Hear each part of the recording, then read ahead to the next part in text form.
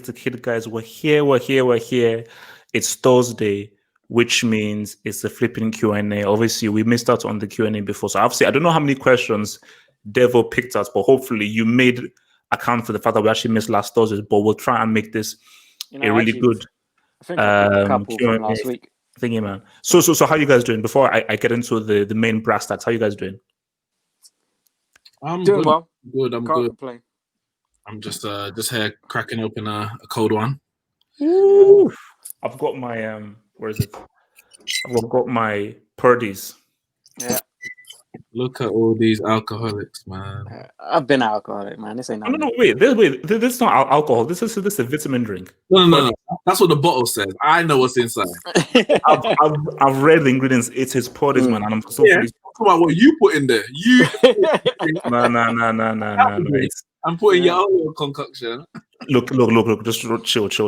So obviously, before we get into your questions, which we took from Twitter and everything, shout out to our first two. We've got our first few patrons on the Patreon. So shout out to you guys out there. So remember, guys, to become a patron to support us and to support our hard work, as well as getting access to extra content. And we're already thinking about ideas on some cool content. Become a Patreon. Click on the link in the description box below. Where there are a few patrons that are in there, we'll probably retweet it again. So click in the link below, support us, support what we're trying to do, and get access to some cool, new, interesting content. And also, we'll definitely try and ramp up the content as the Premier League obviously begins next week. Because I'm sure these dudes have some stuff to say about United and flipping Arsenal and all that crap. So guys, look, man, it's a question. Cheers to Brentford. Wait, are you drinking Sol or Corona? Is that Sol or Corona? No, That's this Desperados. This is Desperado. Yeah, I know my alcohol. Actually, they're all so similar. Yeah, Desperados. Actually, before we go. So obviously, like, my part-time job is, I work for this news channel, Hush. So we had to do some filming, and we're basically filming in different stadiums. So this is actually the first time I've been to Tottenham's new stadium. Okay. That thing is colossal. It is, yeah. Because obviously, because of the whole Corona thing, like basically, because we wanted to film near the stadium, but there were like barriers in there, so we could really film in the outskirts. This thing is ridiculous. Oh, if you haven't been inside?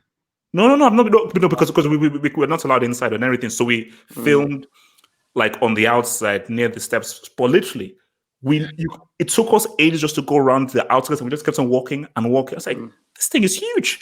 Amazing. It is insane. Because I was saying to the cameraman that shouldn't this be saved for a team that can actually win trophies and stuff? But they're saying, okay, well, it's an investment for the future. But I was like, okay. It's a huge home for huge failure. Easy. They're easy, man. Easy. Okay, so look, man. Actually, no, we'll get there because obviously La Liga officially starts tonight. The Seville derby. So let's try and do this within an hour so I can watch that flipping that damn derby. Betis. So, and also we've got Barcelona and Real Madrid. The return of Zad. And obviously Monday we'll do our full-on. Nix, what's happening? Let's move to my garden. All right, cool. And next week Monday we'll do a full-on preview. So we'll preview, of course, the City Arsenal game, and of course the United Spurs game on Monday. Shout out to your boy Dele Alli. I haven't even seen what the guy posted, but we'll get there. We'll get there. So, let's ride with the first question. So our first question is, new thing, man. New things roll on the screen. Man, trust Uncle H. Trust Uncle H. Uncle H always takes things to the next level. So thank you to Michael, who says, who do you all guys think will be the next English player playing and balling for either Barcelona or Madrid? It's interesting that he says this because I tweeted out a thing that said that I believe that every single big time player wants to play for either Barcelona or Real Madrid. Everyone yearns to play for those two clubs. That's a fact, and so forth. And to be honest, I don't know what you guys think, but to be honest, I think that something tells me, if I had to say, Sancho. If Sancho bides his time, because if Sancho moves to United, then it depends on how well he plays for United. Maybe United may be a long-term deal. If Sancho bides his time and he waits at Dortmund, keeps playing well, but he waits, there could be an open, because I know Real Madrid always show interest, but Real Madrid have shown early interest in getting Sancho. And Sancho is a player that is a position Madrid need to fill, which is one of the attacking flanks, because Vinicius is trash. What's it called? The other Rodrigo is trash. I don't even know that Asensio still exists. Lucas Vazquez is trash. So, because again, apart from him, I can't think of anyone. So the only one I can think of, it may not happen, I can think of is Sancho. Devil. Thing. See, I would say Sancho, but it looks like he's going to go to United. And if he goes to United, he ain't going to go to Real Madrid straight away. I think he'll be there for a good few years. Part of me wants to say Rashford, just because I know it would hurt Neeks. But I think someone like a Rashford would be sought after by United, by Madrid, or probably more so Madrid than a Barcelona. If he continues to play how he did at the beginning of this season, if he could do that over 2-3 seasons, then yeah, those teams are going to want him. But Sancho is the one that leaps to mind. But as I said, if he goes to Man United, I can't see it happening for a while. But is there anyone who might get out there before him? I don't know. There are some very good young English players coming through. I can't think of any really. To be honest, apart from, I mean, realistically, that see people may develop PG, but for now, I can't think of anyone. You know who, if he was to get game time, and he was to get serious game time, someone like a Phil Foden, because he has the style of play that Barcelona, you would say maybe could suit Barcelona. Do you know what I mean? He's got a style of play. I'm not saying he's good enough to play for Barcelona, but the style in which he plays the game suits Barcelona. And if he was to get games at City and prove that his potential is what we all think it is, then I could see a Barcelona winning it. When it says bullet, you don't mean on the stadium, the same pitch. You mean signed for the club. Harry Winks. Come on, the heck? Man. Come on, man. What name did you give? I think Sancho. I can't think of anyone outside of that. Maybe a Rashford, but maybe Saka. Bukayo Saka. It's a tough one. It really is, because you think their best player, England's biggest player. Okay, wait. Nix, please change your background. What are you talking about? That looks ridiculous. I haven't changed my background. I'm outside. It is what it is. I mean, you want me to go inside or something? I'm happy out here. Because summer. Okay. Talk, man. Talk, man. Just talk. It's not an easy one, because you say England's. I will still say their best player. It doesn't have to be the most talented, but their best player is Harry Kane, and we know he spoke about moving in a few months ago on Instagram Live, or being at a team that's winning. So you think that someone like him, he would definitely attract interest from Real Madrid. Real Madrid, yeah, Benzema's their striker, but Kane for me is 10 times a striker right now. Obviously, Benzema's he's done his career. He's proven the quality he is, but right now, Kane for me is a world class striker. And I could definitely see him fitting in at Real Madrid. Maybe not so much at Barcelona.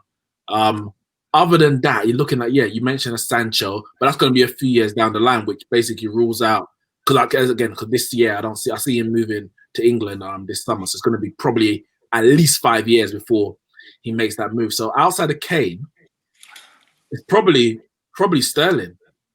Probably what? Sterling. I think. Well, listen, it's not a. What? Excuse me? Sterling in Madrid or Barcelona? What? You're forgetting that Real Madrid signed Fobe. Well, listen, that's the thing.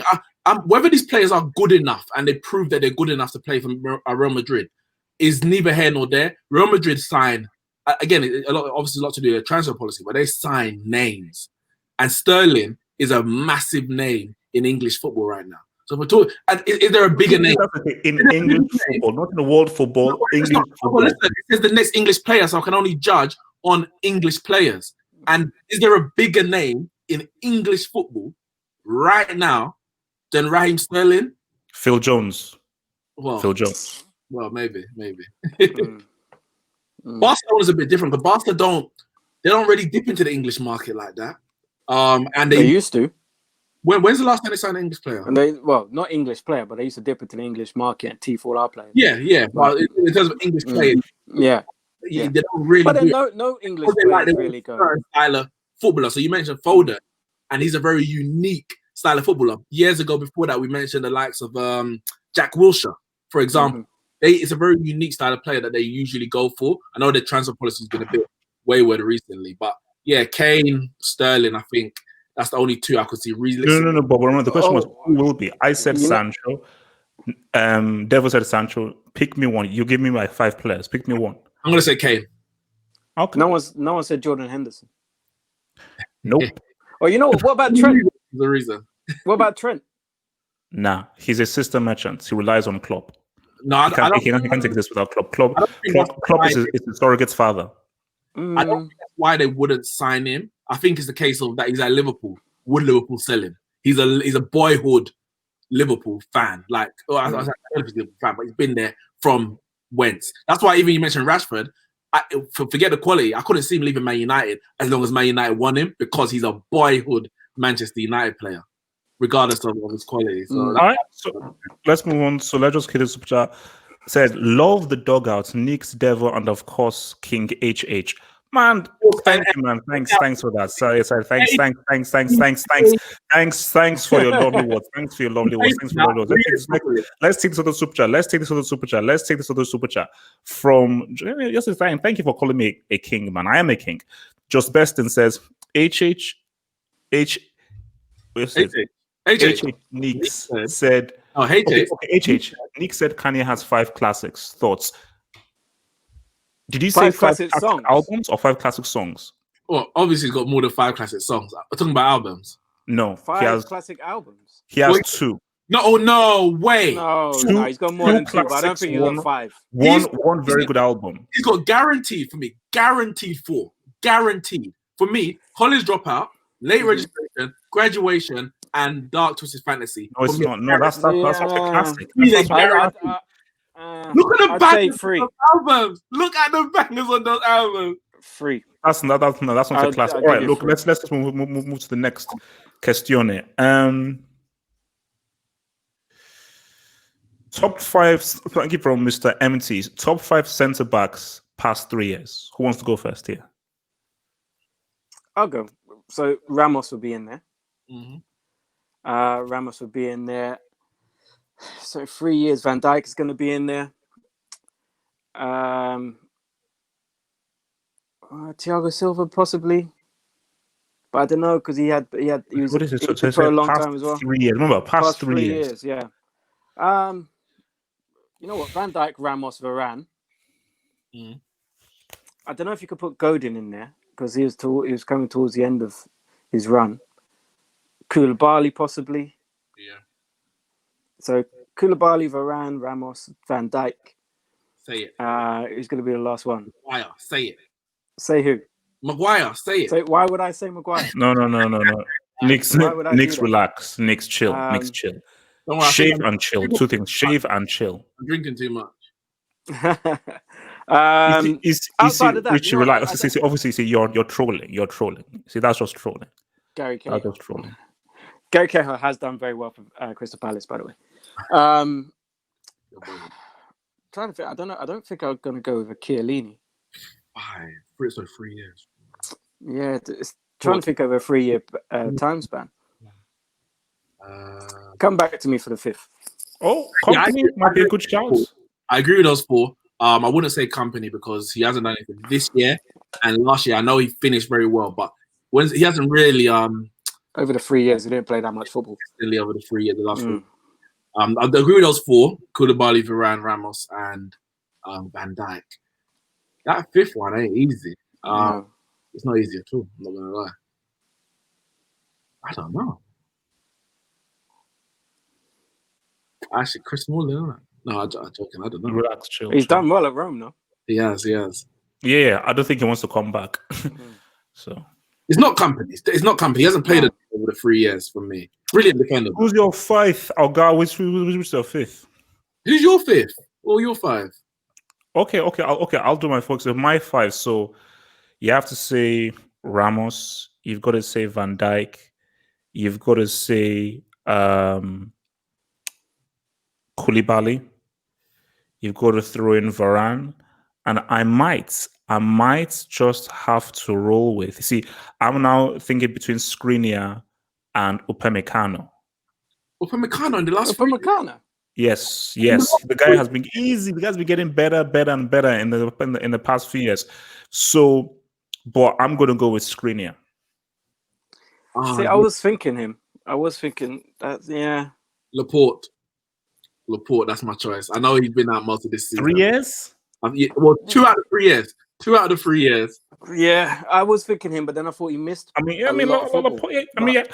no. You could say that, but I say Skriniar is a more solid centre back than Laporte. I would say. All right, let's just hit some of these chats before we go to the next question. Junior Z says best position for Kai Havertz at Chelsea. It's the Bayer Leverkusen is his best position for. Bayer Leverkusen is his best position. I think that question was for me.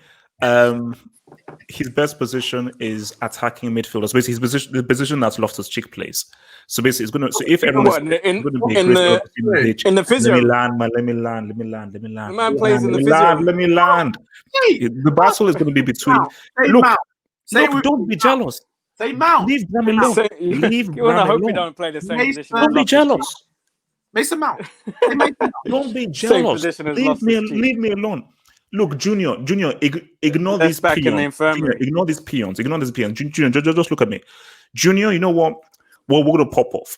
But the thing, Junior, the thing about it is that with Kai Havertz there, we've got Kai Havertz, we've got Loftus-Cheek.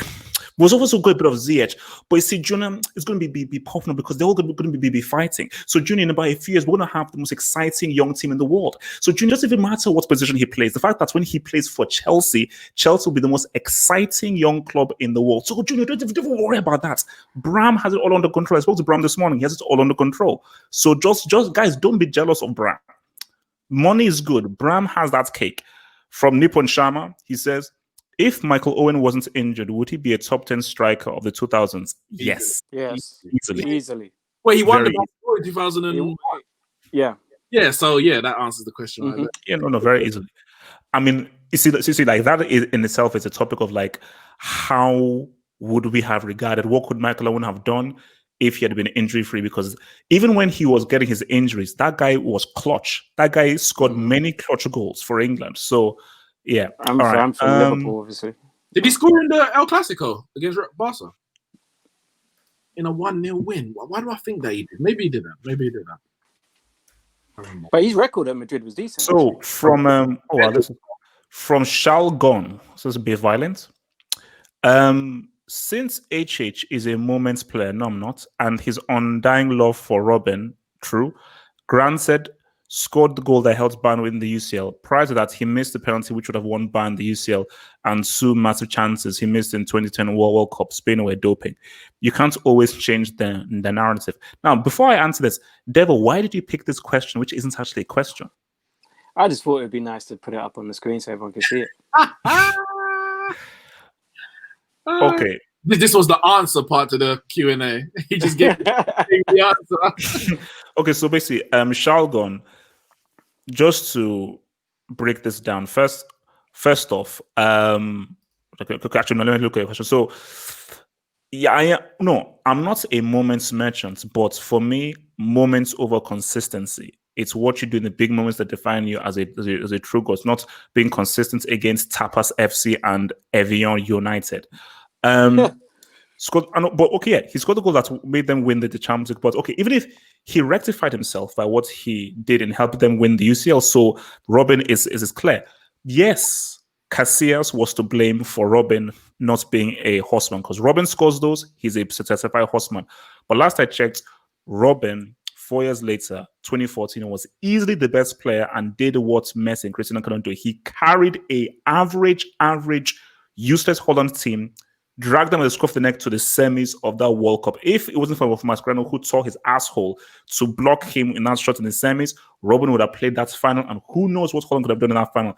Put some respect on Aaron Robin's name. Wait. Did you just say he did what Messi couldn't do and dragged an average Holland side to the World Cup semi-final? Yes. Didn't Messi take an average Argentina to the final? No, he didn't. No, he didn't. Because see, people keep making these all things. The game against Belgium, Higuain scored that outstanding goal. Fair enough. He had that through ball to Di Maria. That's all. All he did in the knockouts was a through ball to Di Maria. Semis, Mascherano saved his ass. Messi was nowhere to be seen. He was nowhere to be seen. Messi stopped performing in the knockouts. I told you, Robin is that dude. Robin balled. As I told you guys, don't get into a rant. Don't get into a rant right now with Robin. Are we trying to run because Robin balled in that 2014? Okay. Robin balled. Wait, he is bald. Yes. The 2010 World Cup we got to the final. Are you saying that he dragged them to that final, 2010? Who? Robin. No, he's saying they 2014 dragged them to the 2014 semi-final. Oh, semis. Oh, man. Everyone gets to a semi these days. Didn't Wales get? England got to a semi-final. Yeah. All right. So thanks for that non-question. Shall go on, man. So what do you do? Okay, here we go. Oh, okay, it's an interesting one.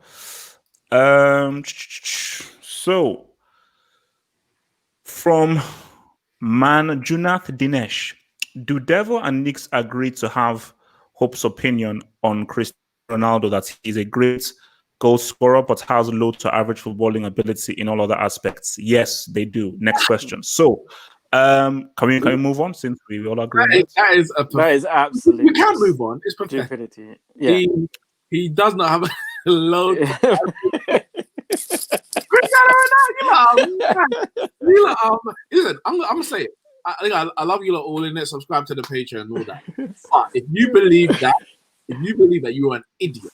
You are. If you believe Cristiano Ronaldo has a low to average footballing IQ. I don't care if you say he ain't got the best ever, but to even say they got the low to average, ridiculous. And I'm glad to go on Abby there because I would absolutely rinse him, but he doesn't deserve it. He didn't even say low IQ. He said low footballing ability. Oh, ability! Oh, that's even worse. That's even worse. We do not agree. My narrative still remains the same. Great goal scorer in the last few years, average football player. Forget the last few years. The man has been playing at the top level since 2003. Why? Are you How many World Cup knockouts goals? Why are you? How many World Cup? No, Nix, answer me this question. How many World Cup knockouts goals does he have? How many Champions League goals does he have, though? He's got more knockout Champions League goals than Hazard has goals. No. He is a super. But see, people keep dodging this because they keep trying to change the question. Ask a very simple question. Cristiano, you're amazing. You're superb. How many World Cup knockouts goals do you have? Well, does that mean you got low average ability because you ain't scored low? Yeah. Low? Is that what it means?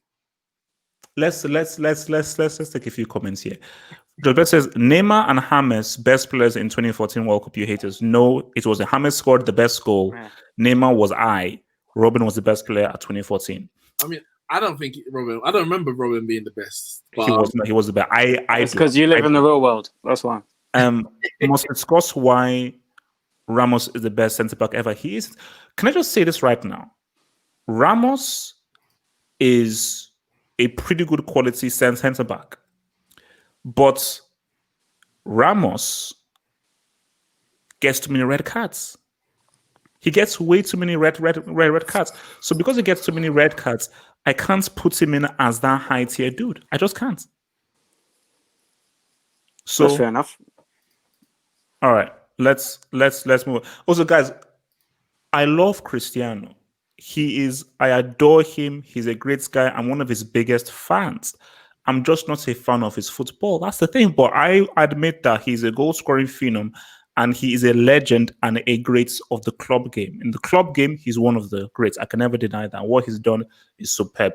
I'm just not a fan of his football style, and that's it. And I just would like him to win a World Cup. That's it. But he is a superb athlete, and I love it. I love that dude. What the heck?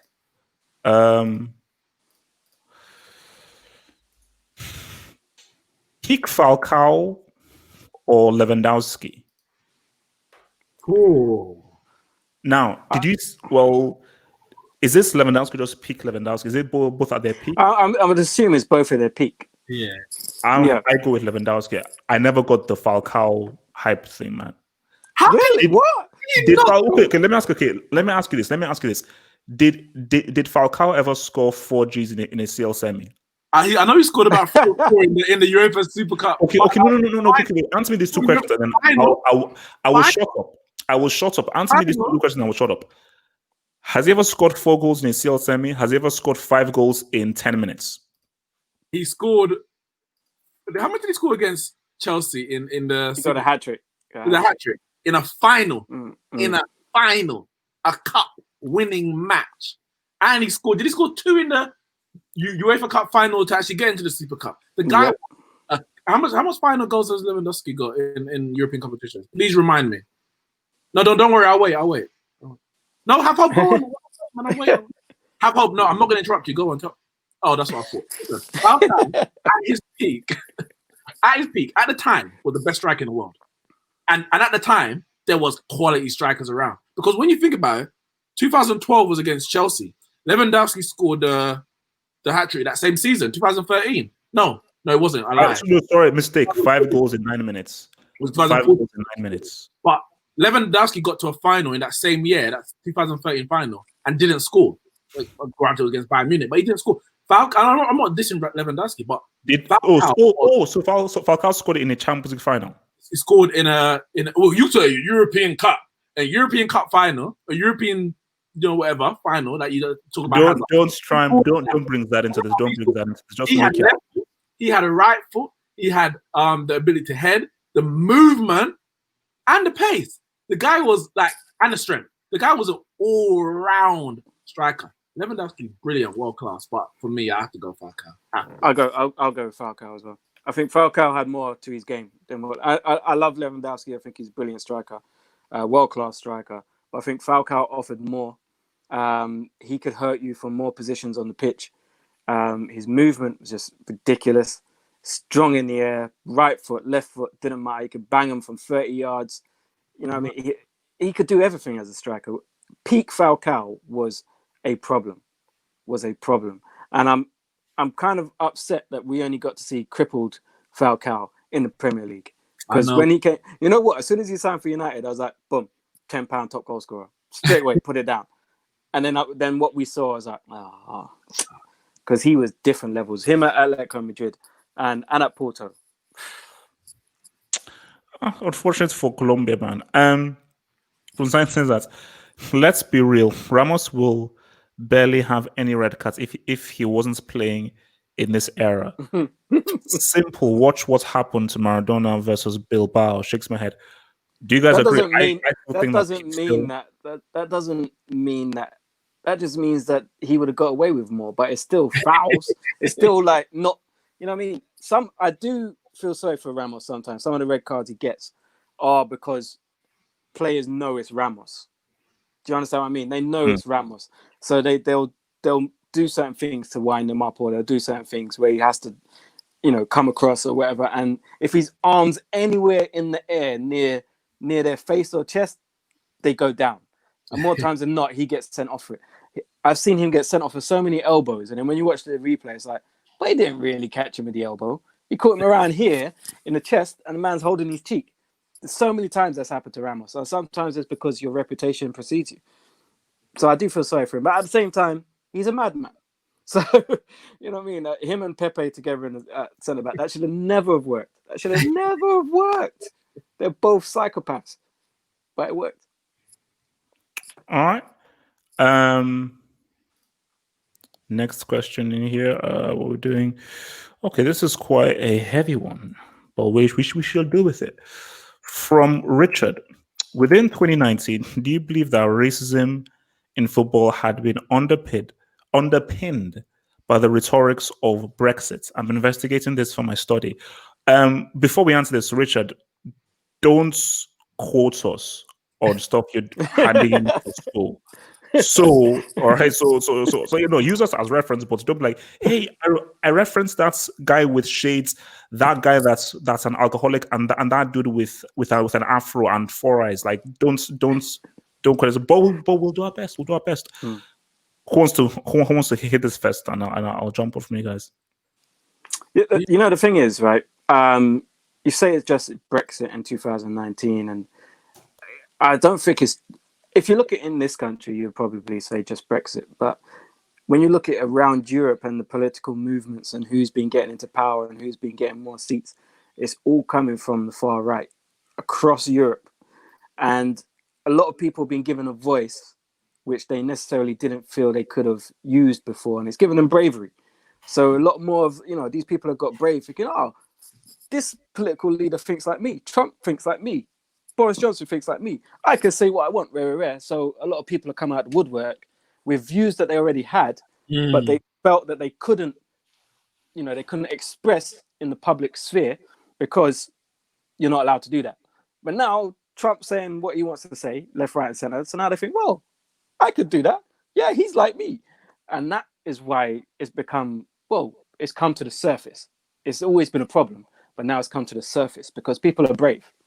People don't fear repercussions because it's the norm almost. So I think Brexit had a part to play in that as well, because once that people realize, like, okay, so it's not just me. The whole country feels this way. People got brave. People started putting things out, and to be honest, I need to be careful how I say this. I prefer that kind of thing where it's in your face, it's on the surface, because now we can deal with those people. Yeah. Whereas before, when it's in the background and people are just and that they think that way, or they want to say it, but they're not saying it, you can't really deal with that. But now it's in your face. It's like, okay, well, now let's deal with that. You want to say what you say. Well, here's my comeback. Well, this is be prepared. This is the thing. You're right. Like you say, better the devil you know. Because we can now deal with, say, because of the leaders that are in the West now, the likes of a Boris or a Trump, and those have brought their rhetoric and their stances have brought to the surface what has really been bubbling under the surface for a while. And so when you see the overt racism that's happening in the stands, you deal with it, but you don't stop there now. You start dealing with the covert racism, the institutional racism. You're looking at issues. Why don't black managers, especially in England, get jobs at the top clubs? How many black people are on the boards in the different sporting organizations, etc., etc.? And it's only really because of the overt racism why we are comfortable or we're willing to have that discussion. Because when it's not in your face, people pretend like it's not there. But because it's in the face, now you have to be open to look at everything. So maybe I might say thank you, Trump, and thank you, Boris, for showing the world what has really been the truth of Britain and America for centuries, for years and years. So is football, is it completely linked towards in terms of the racism football and Brexit? I would say Brexit is a byproduct of the racism that exists in society, and football is an avenue which people can channel those prejudice or the discriminating views through.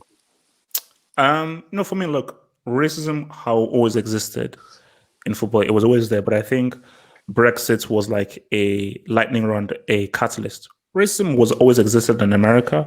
Trump's presidency was like a lightning rod, so it just came to the fore. And I think, as what Dev and Nix were saying, now we can actually see these guys face to face, which is why I always laugh when people say that. Oh no, like one guy made this comment that's, oh, I thought racism had gone. I'm shocked. There are generally people in 2020 who still believe that racism is this thing that went extinct like a few years ago. Like it has always existed and it will always exist. And I think the whole Brexit thing was because, look, I know England very well because I went to school in the countryside, like where everybody was white. So London is a different country. Like places like London, Bristol, Birmingham, this is different from Kingsbury, Field, all these kinds of like hardcore countryside places, which really is the England. And for those guys, those are the guys that are hardcore Brexit. And I think what you see in the stands with the victory of Brexit was like, wow, we can now be fully now emboldened and retry and, be fully out there. But I don't think there was like anything special or specific with 2019. I don't think you saw like a spike in 2019 as opposed to previous years. But I think because of, remember, with each year, there's more and more, the technology is increasing. We're seeing more people recording stuff on phones. 20 years ago, we wouldn't have had that Chelsea Paris incident 20 years ago, but because of people recording stuff in their phones, we were able to have it and able to have it instantly. So and that again, like the whole John Terry thing, that went on YouTube quickly. And I was one of the few people that saw it on YouTube before they pulled it down, which I thought was weird. Like, wait, why are you pulling this stuff down? But what it is. So yeah, it's racism is something that it's I've always said that you can get rid of racism from stadiums easily, but just that people don't care about getting rid of it. Because if people cared, they would do things to get rid of it. Hence why I don't want to hear the whole say no to racism and hashtag we love black people. Fuck off. So on that note then, because I'm hearing that the players in the first matches or whatever, the first round of Premier League matches are going to be having the hashtag or the slogan Black Lives Matters. Apparently at the back of the shirt, maybe both instead of their names, yeah, their names. And I'm like for me, I don't have an issue with it in theory, but my concern is that we'll get lost in this. I don't know, just the what's the word? The rhetoric of Black Lives Matters, and trying to for a PR move prove that we are behind the movement and behind the cause and trying to fight the injustice without actually truly fighting the injustice. That's my issue. I'm not really interested in slogans and hashtags other than to raise awareness. Hashtags don't show that you're actually fighting the problem when you're in a position where you can actually fight the problem. For the regular guy on the street, there's only so much you can do. But when you're at the bosses of the Premier League and the FA, where you can make a real change, a hashtag ain't gonna cut it. So cool, do the hashtag, but that don't prove nothing to me. And I hope people don't get lost in a hashtag or a slogan or a kneeling during a bloody training session, like whatever. And also, I think this is also key as well. I think racism on social media platforms, 100%, like that has obviously seen a spike. And whenever you see the stuff happening, look at the person's avatar. Is most likely like a British flag is on there, So some overweight dude with a British flag on there. Now this is interesting. I'm glad someone reminded me of this. You guys met Richard Keys and Andy Gray. Yes. Look, I don't know about you guys, but you guys would know. I miss Skjold Belarus. What a hit. See, we don't want to go into the details of what happened and everything, but this is what I always said about that whole incident, is that I always said that so people can't apologize. No. They literally just sacked them. No. Correct. That was the last in a line of different incidents. I think if I'm correct, that might have been at least the third incident that actually happened. I don't know if all of them were caught on camera or audio, because I know some of them weren't necessarily caught on English camera, but it was different programs across the world. That was the last of a few incidents already. Yes, I think they're great, especially when it comes to commentating. Andy Gray, brilliant commentator, good personalities between the both of them in terms of the footballing punditry. But I don't have any sympathy for them. I don't want to see them back, because if we're talking about fighting discrimination and all that, those things you can't say. And I understand, even if it was, you might say back in the 50s, where women didn't have any rights and they treated them in a certain way, and you're like, well, everyone else got away with it. These men were doing that deep in the 2000s. Like, there's no excuse, rhyme, or reason. You know better, but you still felt that you were in a position where you could say certain things. And so I don't want to see them back on. Yes, I miss the quality that they brought. And for a while, we didn't really replace them. But when I saw Jamie Carragher and Gary Neville, and they came back, so they came in. I said, you know what, I can get over Andy Gray and Richard Keys. 100% agree with everything you just said. Literally everything you just said, I agree with it. I liked Andy Gray. I thought he was a brilliant pundit. And you know what I liked about him? He didn't pander to whoever was on the sofa next to him. If he had a point to make, he would say it. If you said something and it was stupid, he would say that's stupid. He wouldn't just be like, "Oh, you're a guest on our show, so I have to be nice to you," which a lot of others at the time were like. He was like, "No, well, prove it. Why do you think that? Why? How does that make sense?" And he would have that conversation live on air, and I used to always respect that about him. But I agree, you can't be saying stuff like that. You can't just be discriminatory and expect to just have a slap on the wrist. Oh, I'm sorry, because you do a good job, come back in. Here's a fine. No, now you said what you said. It was wrong. You got punished. And the thing is, I know a few people are going to mention the Jamie Carragher thing, and Jamie Carragher did that once. You mentioned, can you not apologize? And he apologized, and they kept him out of the on leave or whatever, and brought him back. If he does it again, there's no if they sacked him, he wouldn't have an excuse. But if he does it again, they have no excuse not to sack him because he hasn't learned from his lesson. His apology didn't mean anything. Okay, let me ask you that. So you're saying that even if Richard Keys and the Grey were banned for 6 months, and then they came out with a full contrite apology, they still shouldn't be giving their jobs back because this is institutional. Because this is institutional. Because there are people who allowed and embedded it because there were more men that could have been like, "Yo, man, look at what is happening." So, because I remember there was one video clip where I think it was with Jimmy Redknapp, where Dan Gray did something and Jimmy Redknapp had like sort of like a nervous smile or something. Yeah. Well, Jamie, why couldn't you have gone to the bosses? But that's not on Jamie. That's not on Jamie to do that. Jamie's not Andy Gray's boss. Yeah, he can pull him up. He can. But if he doesn't, but he's not going along with it in terms of you make a joke, I make a joke, like Richard Keys and Andy Gray, they were kind of feeding off each other, then I'm not going to put that on Jamie. You could have done better, but it's not your responsibility. Andy Gray's a big man. He's a big man for Jamie as Jamie Redknapp. Like, sorry. It's not the same. But if one of the incidents, I think, for example, there was a woman and they'll tell them, like, come and tuck my shirt in for me or something. Imagine, again, the fight against racism and fight against sexism ain't the same. It hasn't been the same history.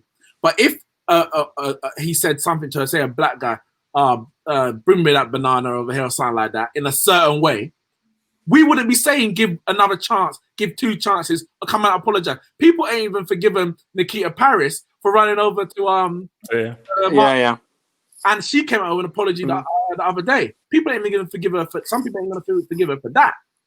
And this guy, I said, this is a big man in a position of power who's done it multiple times. Nah, sorry. You know, the other thing with the apologies as well is it has to be from a genuine place. And once you've done something like that, and then you've got in trouble, and then you've been sacked, and then you come up with the apology, for me, how do we know that's genuine? You might just be saying that because you want your job back. Do you understand what I mean? It's like if you said something, you got caught, before you got fired, you should have been apologizing. You should have been saying, you know what, we're sorry, blah, blah, blah, blah. But for it to then get fired and then go through all the speculation in the press and blah, blah, and then come out with an apology, you're trying to cover your back. You're trying to get your job back, as far as I'm concerned. If you felt genuinely sorry, you probably wouldn't have said it in the first place. Yeah. And then as soon as it came out, you would have said, you know what, hands up, sorry, blah, blah, blah. If Sky want to deal with it this way, I understand, blah, blah, blah. Genuine apology. Don't come weeks after or, years after the fact and then say you're sorry. Because for me, it's how do we know that it's genuine? Can we? But basically, just in conclusion, all I'll say is, okay, I respect where you guys are coming from, but just from my point of view, see, Neville is cool. I think I like Neville's analysis. Jamie Redknapp and Carragher don't do it for me. I think that because I watch some of the stuff on Bein Sports because I think they're now on Bein Sports. You see, Richard Keys was just a presenter, a pretty good one, but he's just a presenter. I still think that was a pretty good presenter. Andy Gray was something, man. Let me ask you a question. Yeah, Nikita Paris. I don't know if did you read the? Yeah. I know the whole story. What's your thoughts on like her right now after reading the apology? What did she say? Sorry, what did she say in the apology? Because I haven't read it. Oh, we haven't read. Basically, she was wrong. She admitted she was wrong. She shouldn't have done it. It didn't. It really alienated Eniola Luca. Yeah. And yeah, she shouldn't have done it. She didn't make any excuse or anything like that. See, that is the classic case of, for me, forgive but I can't forget. So an apology, we're wrong. Cool, but I can't forget. Now I know the kind of person you are, because that was such a, especially for someone who is non-white and considered black in the society, to do that, it is such a crazy messed up thing to do to a fellow black person, that, you know what, you apologize, you have to forgive, you have to be a forgiving person, but you can't forget. So if I was a local, I'll be like, yeah, cool, I forgive you. I mean, we can't have the same relationship anymore, because that's like a point of no return. I can forgive, I can't forget. So therefore, our relationship is totally different now. So that's how I stand with it. No, I think, yeah, I think it was a good apology. It was a proper apology. She wasn't trying to excuse her behavior. I quote tweeted as she said, I said, it's a long time coming, because it shouldn't take, being a black person, it shouldn't take this movement of the whole Black Lives Matter thing for you to then come and say that. I expect don't use that. Nah, that's cheap. That's cheap. What it was, she posted some messages in it, like in terms of the Black Lives Matter, and everyone's like, oh yeah, someone jumped on it. Yeah, is this you? Like, you're this, but we remember. And then she came. So the apology for me was worded very genuinely, but it should have come. The timing is suspect. The timing is suspect. It shouldn't take, the death of George Floyd and protests across the world for you to realize what you did was wrong. Yeah, why didn't it come earlier? But also, it wasn't even just that. It's the fact that everyone dragged her on Twitter. Yeah. That true. made her. When you add that context, you see, you didn't add that context. See, you need to tell the whole story. See, now you add that context. I'm not sure I can accept that apology, even if it's worded supremely. When you've added in all that stuff of when you've done it to the timing, you were dragged on Twitter, then I'm like, no, this didn't come out of a genuine place of a vacuum that didn't have anything to do with the Black Lives Matter movement, or you being called out. This is now as a result of, man, I need to save face. I now feel guilty. It's the same thing I was saying to Devil with the whole Drew Brees thing. Drew Brees, that he really believes that, no, stand for the American flag. Screw this whole kneeling stuff, stand for the American flag, only because he was dragged by the New Orleans community and my people. That, oh, no, Drew Brees, that's how you really feel. So for Nikita Paris, I think that's probably how you really feel, that you wanted to support it. But now that you've been dragged, like, oh, because we're now doing this whole black, which is why I don't want to, because this is not the time, about my fear that this BLM thing is a trendy thing. And everyone wants to ride this. Is that I think she was used, and she allowed herself to be at the time. She was the only other black person. Maybe there might be another one in the squad at the time. She was young, and I felt that maybe through the teammates, or maybe Mark Sanson himself, or any of the people above him, because remember, they were backing him at that point. I think even publicly, or at least to the team, saying that basically whatever Eni said is a lie. So they were backing him, and I feel that it was like, yeah, if we can get a black person to support, then it will give strength to the case that we're trying to fight. So I think John Barnes. But yeah, I think she was used. So I partly, and because she was young, I partly feel sorry for her. But also, she's an adult, and you need to, like, in this world, you can't be blind to things like that. You really have to have your head screwed on, and I don't think she did, or maybe still doesn't. I don't know. Okay. Let's roll for the next question. Thanks for that question, bro. From Michael, it says, which club hierarchy and establishments do you think will suit Nagelsmann more if he decides to leave Leipzig? Well, if Barcelona get their act together, it should, but I don't know whether they will get their act together though. I don't know if Nagelsmann. I don't know, man. Man City is a great shout. I think Man City is a great shout. Man City? With the young players, they're kind of better. Yeah. Bringing through young players. The squad is not, especially attacking wise, isn't old at all. And the way that they like to play, I think, of course, with a structure in terms of having, you got this owner who doesn't really get involved in the football part, but is still connected to the football club. Then you've got the, sporting director and scouts, etc., and allows the coach to do the job of a coach. I think that would be the best structure. Other clubs, the manager or head coach has a much more control. So it might be a bigger change from how he's working at Leipzig to move into there. But I think Man City probably have the normal European structure working here in England. Yeah, Man City is a great shout. I was thinking Man City. If we're thinking just outside of Germany, then yeah, I'd say Man City is a good shout. I can't really think of any other clubs in England. I mean, I would love to say Arsenal. I'd love to have Nagelsmann at Arsenal if Arteta doesn't work out. It could work at Arsenal. I mean, I don't know. With Kroenke, I don't know, man. The structure's there. Are the right people in those places? That's another question. Yeah. But I think, the structure in terms of what his role would be just as a coach would be there. If he was to come to someone like Man United, he couldn't because he's a coach. He's not a manager. So you're gonna rely on Ed Woodward to do the management part, and the proof is in the pudding. Regard, isn't it? So, I mean, you know what? I will probably say this may sound radical. Juventus.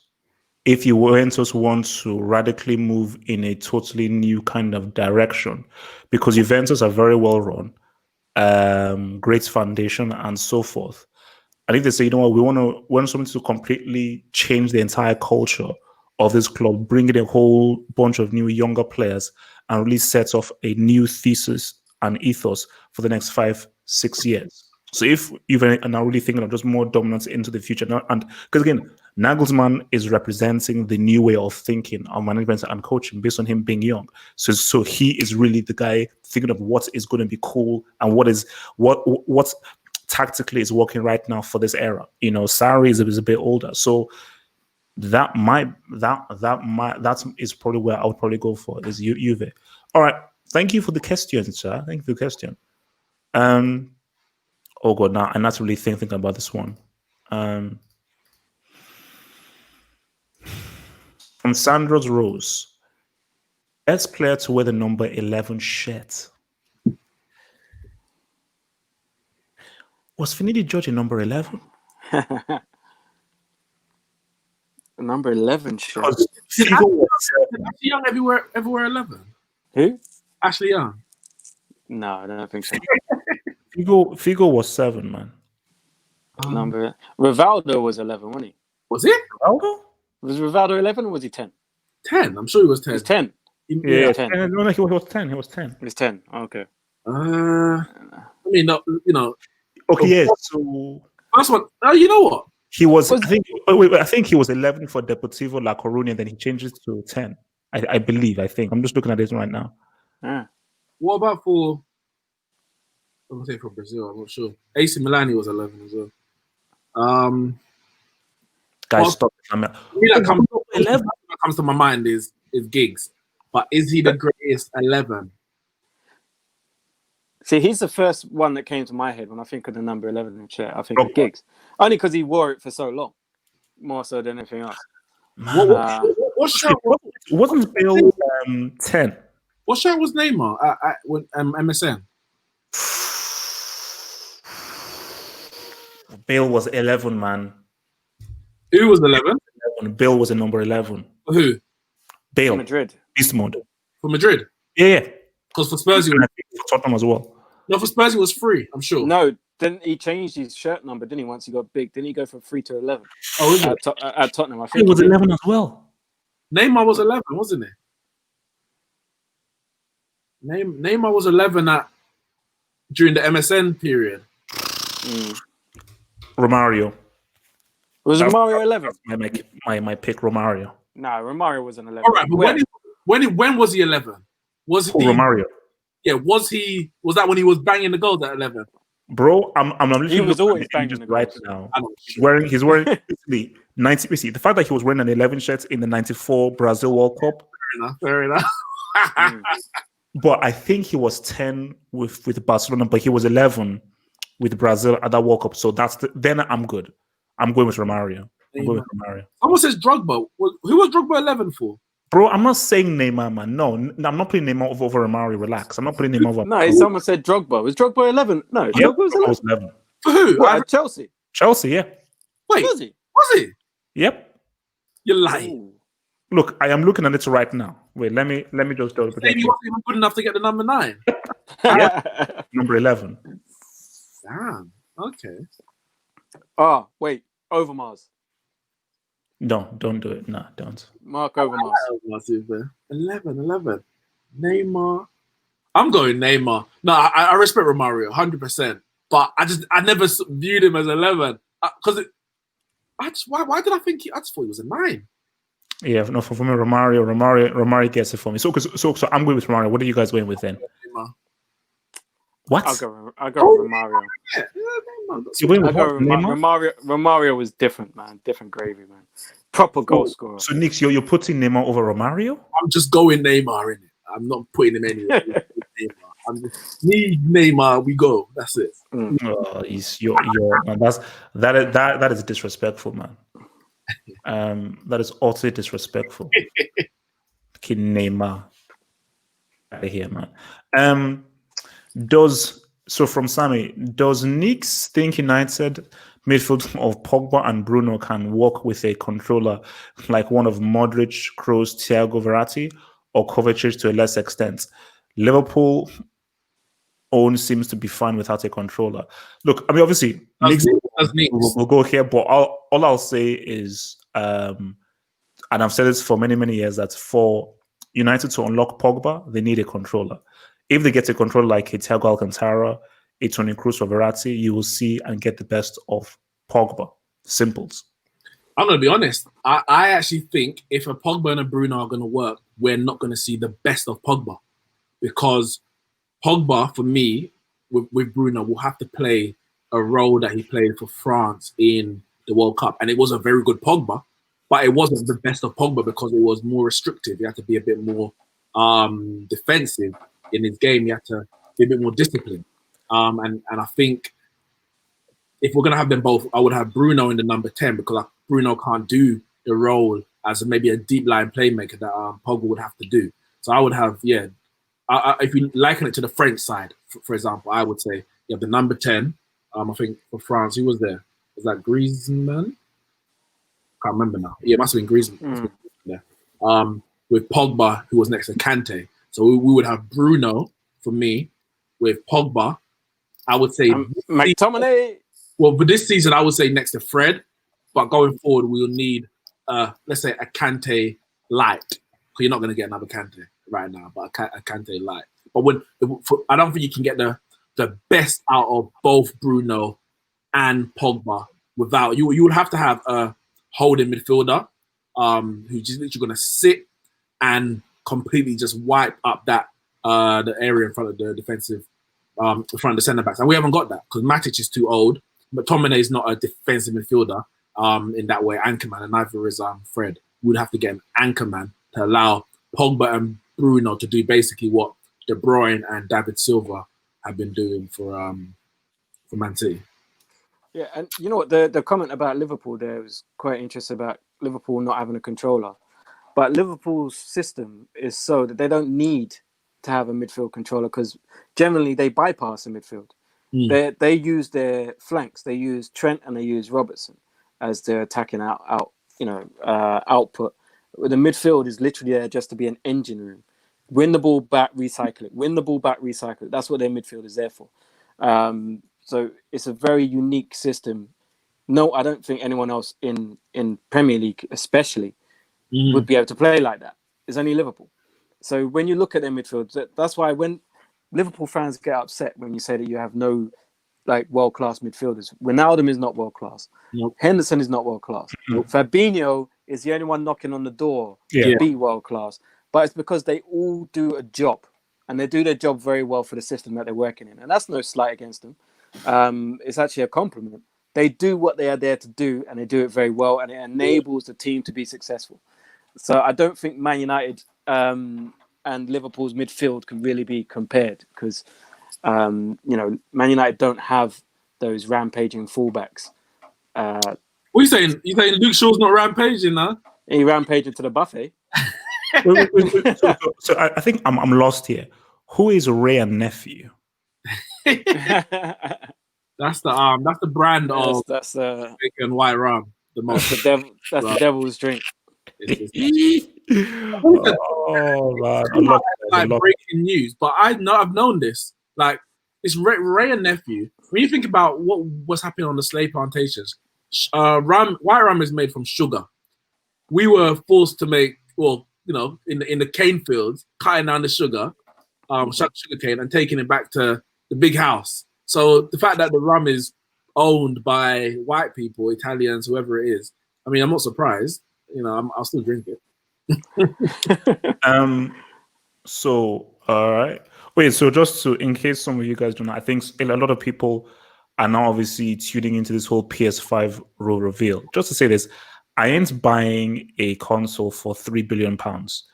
If you're gonna give it to me on a cheap third hand and you give me proper games, then I'll think about it. Final question here. Oh, I think this is a long one. So from Sammy, who says, who is the most overrated player you guys have seen play for your club? Mine is Ramos. He hardly has great league season, but turns up with big UCL goals and gets away with it.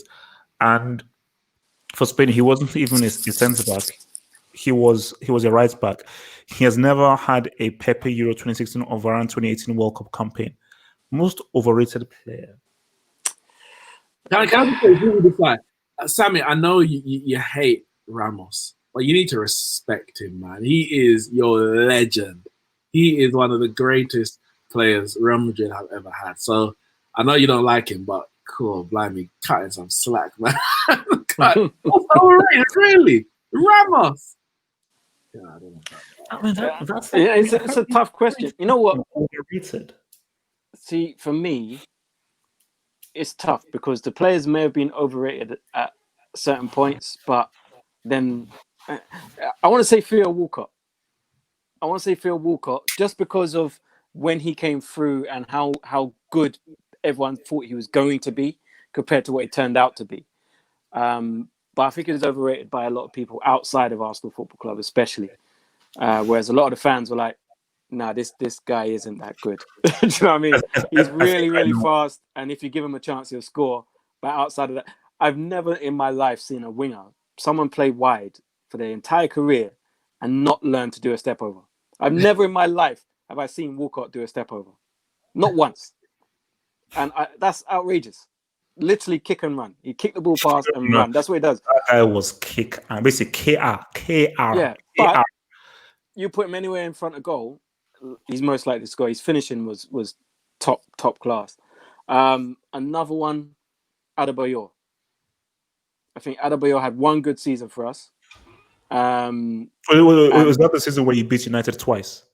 Yeah, he was unplayable that season. To be fair. Who rates him that high?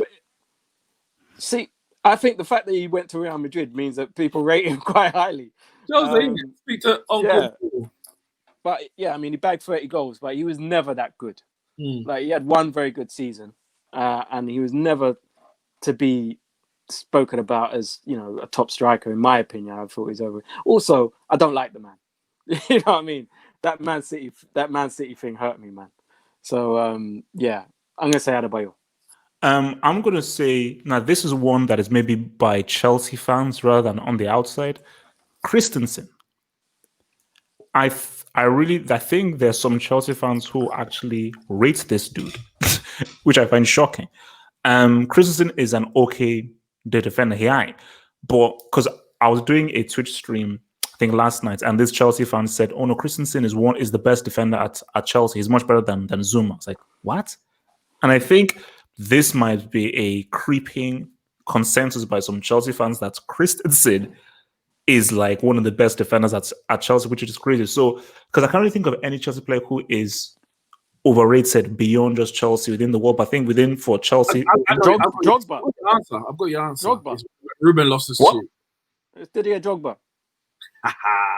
What? He's the most overrated player for Chelsea. You're lying. He is. No, you know why he is? You know why I say he is? And I'm being deadly serious. Because people say Drogba is better than Thierry Henry. No. No one does. No. People say that Chelsea fans have this people say conversation. that he's more clutch. Nobody says he's No, I'm not talking about you. I'm talking about other people. There are people on Twitter. I see this conversation come up time and time again, and they try and say that he is better than Henry. Therefore, he's the most overrated player at Chelsea Football Club. For me, it's getting a bit dark outside, man. Cool. getting a bit dark outside. I'm saying in the background. But, yeah. For me, I'm gonna say no. How did you go from South Mississippi, like some picketed fence in South Mississippi, to Hawaii in the space of a second? It's exactly the same. It's the exact same thing. What are you talking about? You must have forgot how.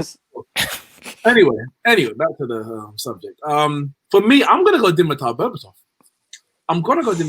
Now, listen. Yeah, that's a good one. Dimitar Berbatov is he's a quality footballer. He's got ability, but we bought him for what would have been a record at the time, but Man City signed Robinho the same summer, 30.75 million. We paid Spurs for him. Yeah, and he got one season, which was 2011, I believe it was. He got 20 goals in the league. I believe it was about 21 in all competitions. Other than that, he didn't get more than 15 goals in all competitions for us. That's not good enough. And for the quality that he has, it's actually pathetic.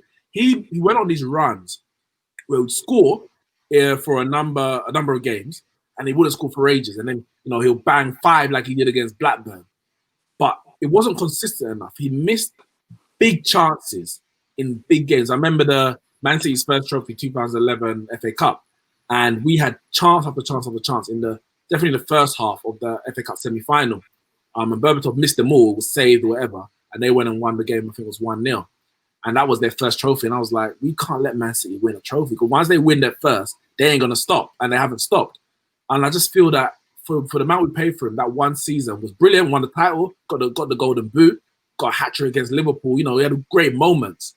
But I just think he underachieved. For the amount that we paid for him and the ability that he had. Look at that assist that he gave to Ronaldo, West Ham.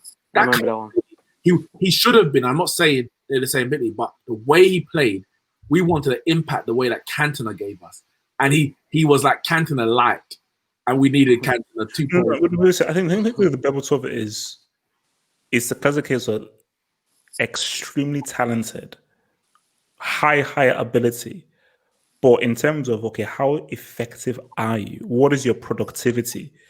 His productivity didn't really match just how good he was. Because look, he was technically, the guy did some of the craziest things that I've seen. A guy did, but just that, what did he really do in terms of how many game winners, how crucial was he, how key was he, how consistent was he, all these things. He didn't really have that for United personally. I do think, however, that he was harshly treated in 2011. He should have played that final ahead of Javier Hernandez, because if we're going to get anything against Barca, we needed someone up there who was going to be able to hold on to the ball, relieve the pressure, link the play. Hernandez was never going to do. Wasn't he even he wasn't even in the squad, was he? No, he wasn't. So he left the ground. Yeah. Stormed down. That was the end of it. But then in the 2009 final, which he did start, when we're defending our trophy, he wasn't good enough. He just missed. And to be fair, Hernandez was brilliant that season as well.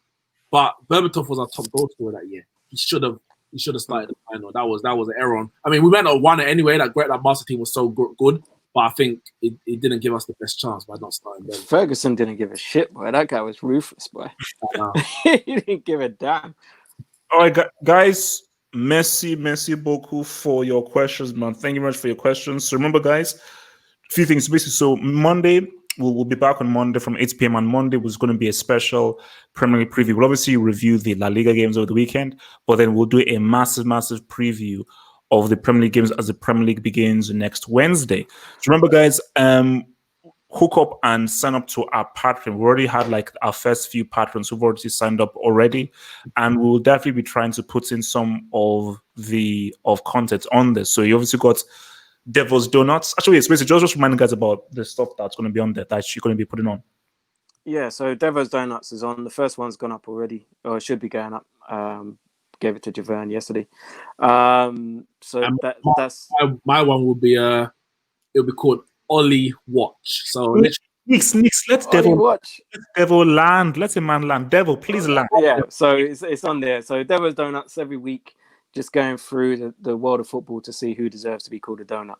I'm just going to put this out there. I imagine that Double H will be in there quite a few times. The heck? I'm just looking into the future. But yeah, mine will be called Ollie Watch. So literally, we'll be rating Ole Gunnar Solskjaer on when he gets sacked. What's with it? Just call it United Watch, because when he gets sacked, then what? It'll be a new watch. It'll be, then you watch him. You'll watch him in a job center. Yeah, so it depends, but it'll be Ollie Watch. Because we're rating it on things like categories such as his team selection, tactics, substitutions, and those things. We'll give it ratings out of 10 and we'll give it overall rating. So those will come out as and when obviously we play to rate the match that just gone. And it should be coming, quick, thick and fast. Looking at the fixture list, there's gonna be matches every day, every week. So, guys, peace out. Stay true. Remember to follow Devil and Nix on Twitter. Their Twitter handles are below. And remember to become a patron and gain access to this amazing content from the three boys. The link is in the description box below. Peace out. Stay true and stay. Peace.